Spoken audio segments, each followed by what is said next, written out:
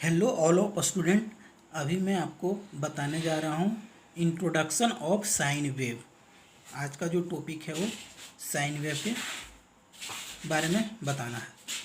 देखिए, sine wave is easy to handle mathematically. इसका first fundamental use है।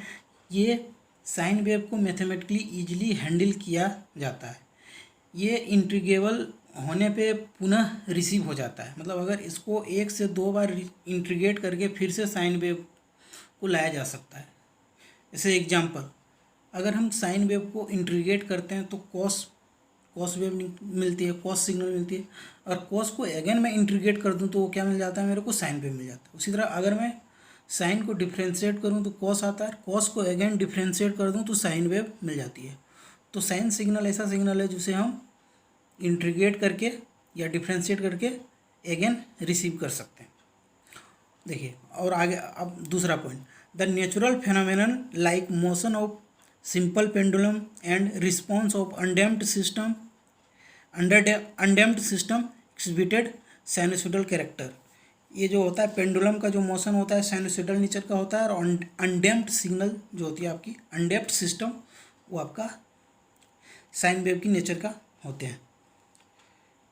Any periodic wave can be expressed in form of sine function by using Fourier analysis। Fourier analysis को हम use करके कोई भी periodic signal को मैं साइन के वेव के रूप में एक्सप्रेस कर सकता हूँ।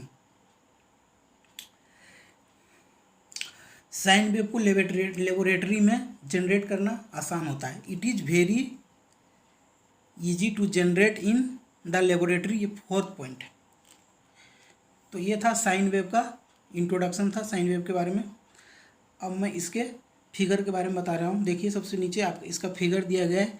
इसमें फिगर में आपका बताया गया है इसमें ओमेगा टी एक्सिस और वी टी एक्सिस दिया है। वोल्टेज एक्सिस और ओमेगा टी के बीच इसमें ग्राफ बताया गया है, जिसमें वी टी क्या है, मैक्सिमम वोल्टेज, और ओमेगा टी एक्सिस में 0, पाई, फिर आपका क्या है 2 पाई। 2 पाई इसका क्या होता है, टाइम पीरियड। टाइम पीरियड वो होता है, वो टाइम होता है जिस टाइम के बाद ये सिग्नल अगेन रिपीट करती है। जब सिग्नल एक फिक्स टाइम के बाद रिपीट करे तो वो उस सिग्नल का टाइम पीरियड कहलाता है। यहाँ पे साइन वेव की बात कर रहे हैं तो साइन वेव एक पीरियोडिक सिग्नल है, और पीरियोडिक सिग्नल इसका पीरियड क्या होता है 2 पाई। अब इसका जो टाइम पीरियड होता है इसको कैपिटल टी से हम डिनोट करते हैं। टाइम पीरियड को क्या करते हैं, कैपिटल टी से हम पीरियड करते हैं।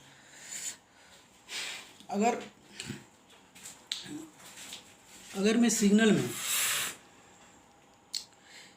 2 पाई जो हम पीरियड बताए थे वो साइन टी का होता है, सिंपल से साइन टी। अगर साइन ओमेगा टी हो, अगर साइन ओमेगा टी हो तो उसका पीरियड क्या हो जाता है, टाइम पीरियड को मैं कैपिटल टी से डिनोट करता हूँ। और V M sine omega t के फॉर्म में अगर हो तो उसका टाइम पीरियड हो जाएगा 2 पाई बटे ओमेगा। मतलब साइन ओमेगा टी, अगर टी के साथ ओमेगा मल्टीप्लाई है तो टाइम पीरियड में ओमेगा से डिवाइडेड हो जाता है। ये समझिए, अगर वो सिंपल रहता है वी एम साइन टी तो उसका टाइम पीरियड सिंपल से होता है 2 पाई। अब स्मॉल एफ क्या है इसका, स्मॉल एफ जो आपका है इसका है फ्रिक्वेंसी। क्या है, फ्रिक्वेंसी। फ्रिक्वेंसी का फॉर्मूला क्या होता है, omega by 2 pi. Time period के उल्टा होता है फ्रिक्वेंसी। कैपिटल टी को टाइम पीरियड बोलते हैं और स्मॉल एफ को फ्रिक्वेंसी। और आपका वी एम क्या है, वी एम क्या है, पीक और मैक्सिमम वैल्यू, साइन वेव का मैक्सिमम वैल्यू। Thank you.